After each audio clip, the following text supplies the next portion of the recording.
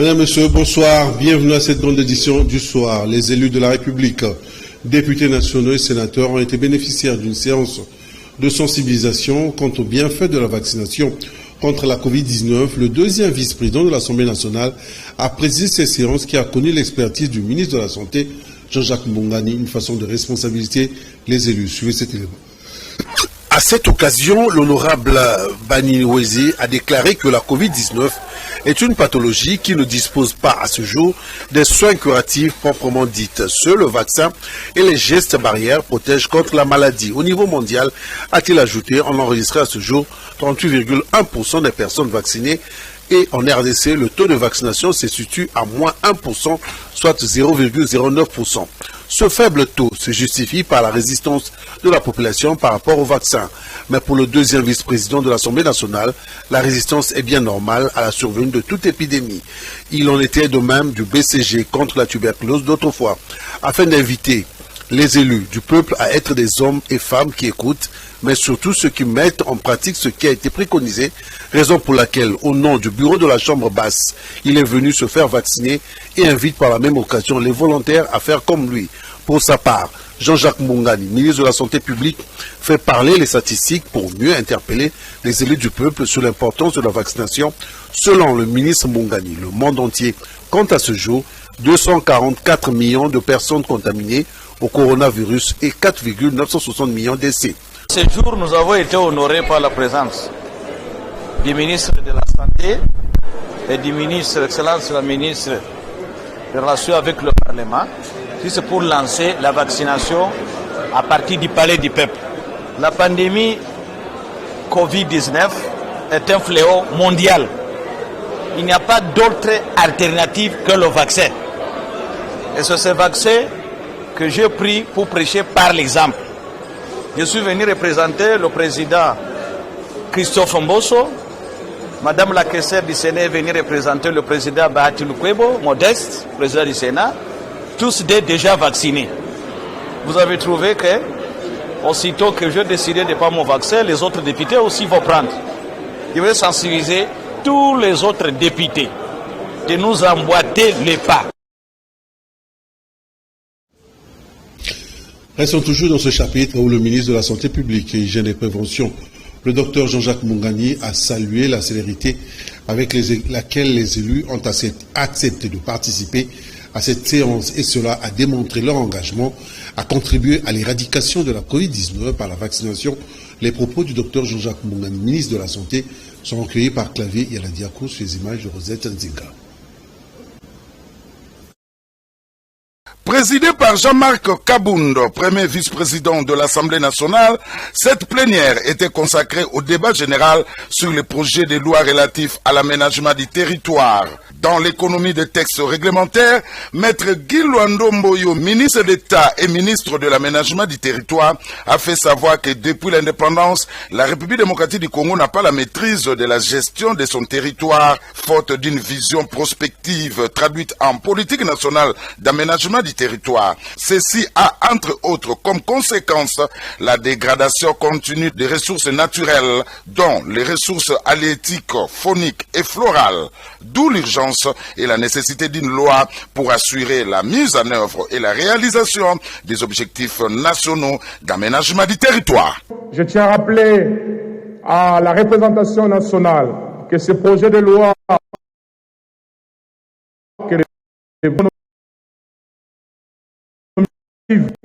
peut parler de la initiative gouvernementale pour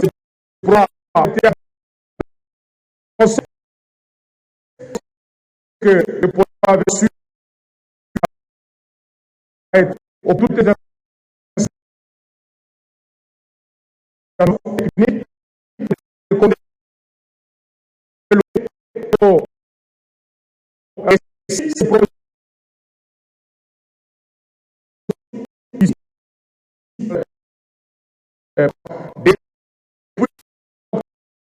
si ça a donc, à mon avis, confident par le principe.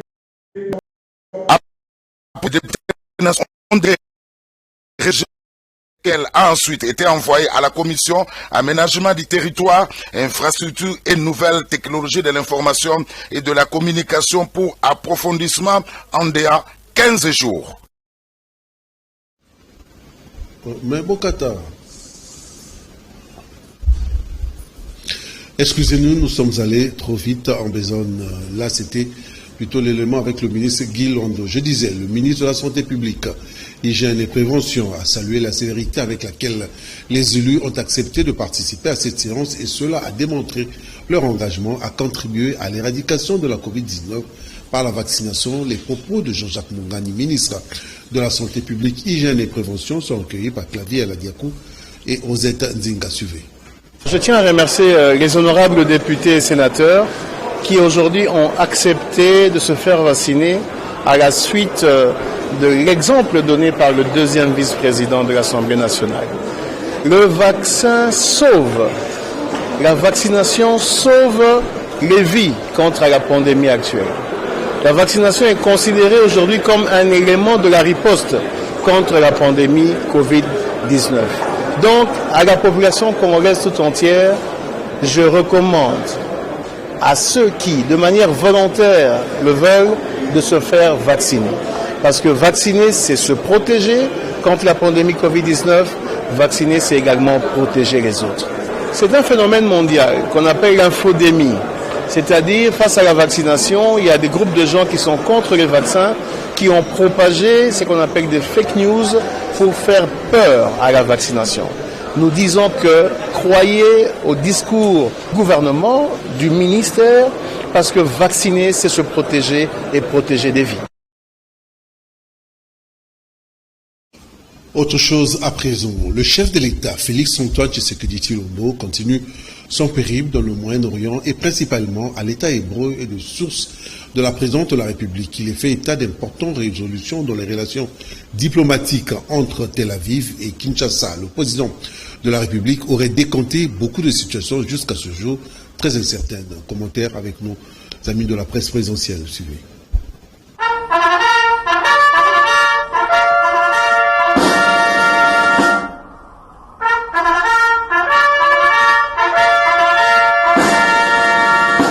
La grande rencontre a eu lieu ce mercredi 27 octobre 2021 entre le président Isaac Herzog et son homologue Félix-Antoine Tshisekedi Tshilombo au palais présidentiel israélien. Le président de la République et son épouse, la distinguée première dame Denise Nyakeru Tshisekedi, ont été accueillis par le couple présidentiel de l'État hébreu avant d'être conviés à saluer les officiels présents au palais présidentiel.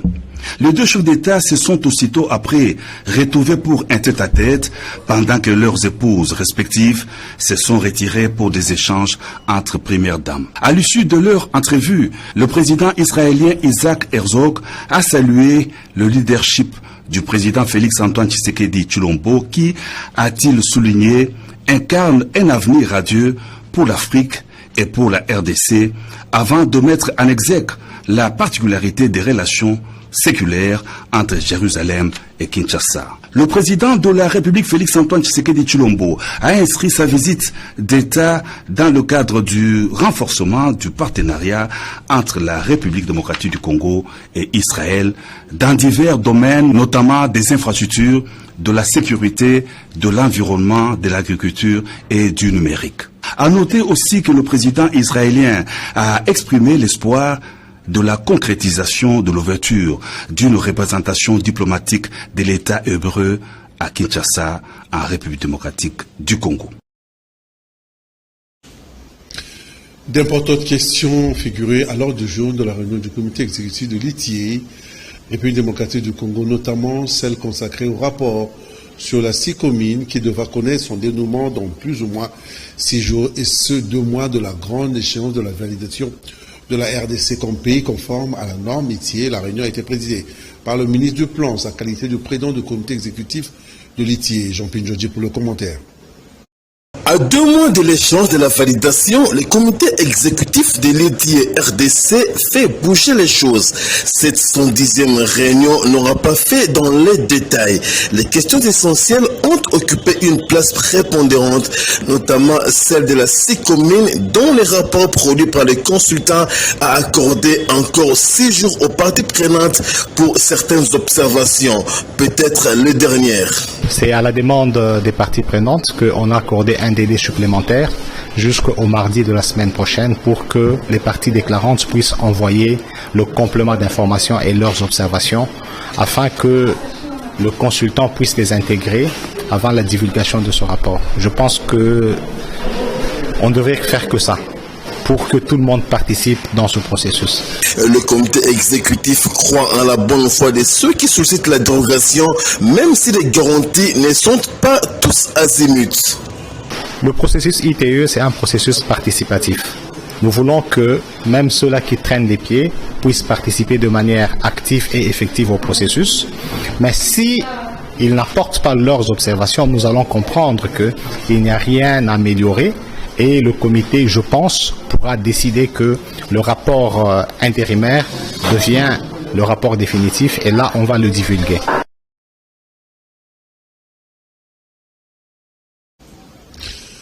Pour ce qui est du rapport du consortium Makuta IA Maendeleo, le comité exécutif s'est félicité de son rapport sur les redéfenses minières octroyées aux ETD et même quant aux efforts fournis pour apporter plus de relief dans ce domaine de la redevance dans le but de rendre efficaces les entités territoriales décentralisées. Le coordonnateur national de l'ITIE RDC, Jean-Jacques Kaembe, en parle au micro de Jean Pinjodji sur les images de Pichou Kizaza. Suivi.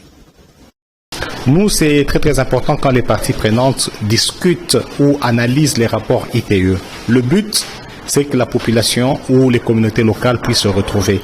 Et nos amis de Makuta et Maendeleo ont un souci, c'est de voir que la redevance minière profite aux communautés. C'est pour ça que nous avons reçu leur rapport. Nous allons le transmettre au groupe de travail technique pour analyser, voir les recommandations, comment est-ce qu'on peut les prendre en charge afin que la vie de nos communautés puisse s'améliorer dans les milieux ruraux. Je sais que nous sommes sur le bon chemin. Nous continuons à travailler, nous continuons à préparer la validation et comme je l'ai dit au comité, le mois prochain, nous aurons 6 ateliers et de formation et d'auto-évaluation. En tout état de cause, si nous analysons, presque sur beaucoup d'exigences, on a déjà atteint le niveau élevé. Aussi, avec les 2 rapports thématiques qui restent à adopter, le rapport SICOMINE et le rapport sur la redevance minière, je pense qu'on va couvrir tous les éléments. Un seul point, c'est la déclaration sur la propriété effective. Mais comme le comité avait déjà envoyé aux parties déclarantes les formulaires, nous attendons d'ici le 15 du mois prochain pour inclure ces éléments et je pense que nous sommes sur le bon chemin. Dans le cadre de la lutte contre l'exploitation illégale et la fraude des minerais dans la sous-région de Grand Lac, les experts des mines de 9 voisins de la RDC et d'autres qui se sont retrouvés en réunion par vidéoconférence, c'est pour harmoniser sur les mécanismes d'intensification de la lutte par les pays membres contre l'exploitation illégale des minerais. À cette occasion, les participants de la République démocratique du Congo, à travers la direction du cabinet adjoint des mines, Michel Kibongi, ont plaidé pour que la RDC se dote des usines de raffinage de minerais et création des marchés locaux de vente des minerais. Alenoka pour les détails. Les experts des ministères des Mines des pays de la sous-région des Grands Lacs ont participé en vidéoconférence à un atelier de la réunion du comité régional de lutte contre l'exploitation illégale des ressources naturelles ouvert au siège du CSC à Gombe en face de la clinique Ngaliema sous la direction de M. Michel Kibongi Nyekuma, directeur des cabinets adjoints de la ministre des Mines. Cette rencontre par vidéoconférence a réuni les miniers de 9 pays voisins de la RDC qui disposent les minéraux, les exploitent, les vendent et les achètent et vice-versa. Dans ce contexte de mouvement des ressources naturelles à travers la RDC et ses voisins, il a été créé une rencontre commune des pays membres dans le but de lutter pas seulement contre l'exploitation, la vente et la sortie illégale des minéraux des pays membres de la CIRGL vers d'autres pays, mais également procéder à la certification de ces minéraux à partir des lieux d'extraction jusqu'à l'arrivée. À l'ouverture de cette réunion, les participants et experts ministre minier de la RDC, à travers le directeur des cabinets adjoint de la ministre des Mines, Michel Kibongi, ont formulé des recommandations aux pays membres de la CIRGL que la RDC puisse se doter des usines, des raffinages et des fonderies de matières premières et développer en même temps les marchés locaux en faveur des populations locales. Mais nous insistons sur la création des marchés locaux, des centres de négoce. Lorsque les minéraux quittent le puits, ils doivent d'abord transiter au centre de négoce. Là, nous maîtrisons la quantité de minéraux, nous contrôlons avant que les minéraux sortent pour aller dans une entité de traitement qui pourrait se trouver dans un état de l'espace régional. Mais nous devons, en plus de cela, encourager aussi dans notre territoire l'implantation des entités d'État. Pendant les travaux de ces cadres d'harmonisation de la lutte contre l'exploitation, la vente et la sortie illégale des minéraux, les participants de la RDC ont fait une observation de voir l'attitude des pays membres qui hésitent d'approuver certains points de vue qui ont été arrêtés pour le bon fonctionnement du cadre. Le collectif pour le développement et l'unité du Congo, CEDUC, a suivi l'adresse du président de la RDC relatif à l'investiture d'un nouveau membre de la Commission électorale nationale indépendante, la lecture de l'ordonnance présidentielle y afférente, ainsi que la cérémonie officielle de prestation de serment des membres sous-évoqués. Letou Massiala revient ici sur cette déclaration. Suivez. Le CEDUC constate avec regret la prise en otage du processus électoral par la majorité présidentielle. Rester insensible à la demande commune aux forces politiques, aussi bien celle de la majorité que celle de l'opposition, de procéder de manière concertée à la composition d'une CENI consensuelle et crédibilisée. Le CEDUC exhorte le chef de l'État à renoncer à l'ordonnance présidentielle numéro 21/084 du 22 octobre 2021 portant investiture de membres de la CENI, comme ce fut le cas pour l'ordonnance numéro 21/036 du 30 juin 2021 portant nomination des administrateurs de la Banque centrale du Congo, à l'effet de rétablir l'ordre politique et social troublé par l'exclusion systématique des forces les plus représentatives dans le processus de désignation des animateurs de la CENI. Le CEDUC encourage l'ensemble de forces politiques et sociales du pays à disposer de toutes les voies de droit pour la mise en place d'une CENI dont les animateurs en seront véritablement l'émanation. Le CEDUC appelle le peuple congolais de toute tendance à rester mobilisé et à se joindre à la démarche citoyenne visant à sauvegarder les acquis de la République. Le CEDUC réaffirme son engagement à toujours porter les revendications des citoyens lésés et à les défendre fidèlement auprès de décideurs. Dans le territoire de Kasangulu, province du Congo central, Lista Kasangulu affiche un visage rayonnant et cela a été rendu possible grâce à la bonne gouvernance imprimée par son directeur général, le professeur Daniel Mbuyu Masenga. Néanmoins, dans les salles réservées pour les pratiques, les étudiants de cet établissement public d'enseignement supérieur créé en 2008 font face à une carence de matériel clavier. Et à la DIRCO pour les détails. À tout point de vue, la bonne gouvernance rayonne au sein de l'Institut supérieur des techniques appliquées de Kasangulu. Et c'est grâce à la vision managériale imprimée par le directeur général, professeur Daniel Mbuyu Masenga. Que nous sommes là depuis l'année passée. Nous avons trouvé Lista dans un état que les habitants de Kasangulu connaissent. Et maintenant, depuis que nous sommes là, on est en train de faire imprégner un nouveau style de vie. Et comme vous savez, Lista, c'est une institution d'enseignement supérieur et universitaire avec la vision que j'incarne. Les comités de gestion actuels ne ménagent aucun effort pour essayer un peu de booster tant soit peu cet alma mater qui est très important pour cette contrée. Toutefois, dans les salles d'ateliers pratiques, les besoins de renforcer le matériel se font sentir avec acuité. Ça, c'est la première année que notre Institut supérieur des techniques appliquées ait quand même un atelier. Mais on ne peut pas dire digne de ce nom, parce que c'est le départ. Nous avons quelques machines que vous avez trouvées sur terrain. Alors, on ne peut pas dire que non, tout marche. Nous avons besoin de l'aide. Demandons aux gens de bonne foi, de bonne volonté de nous aider parce que nous devons compléter. Il y a beaucoup de machines qui manquent dignes de ce nom. Alors, je pense que les gens animés de la bonne foi seront le bienvenu pour soutenir cet établissement qui a fait déjà 13 ans. Depuis une année, le comité de gestion Mbuyu Masenga Daniel est en fonction à l'ISTA Kasangulu, situé au Congo central, dans le territoire de Kasangulu. Avant son autonomie, cet établissement public d'enseignement supérieur, créé en 2008, était une extension de l'ISTA Kinshasa-Ndolo. Restons toujours dans ce chapitre où le directeur général de l'ISTA Kasangulu, professeur Daniel Mbuyu Masenga, et son comité de gestion comptent lancer 3 nouvelles filières d'études dès l'année académique prochaine. Le DG de l'ISTA Kasangulu répond à cette question au micro de Clavier Yaladia.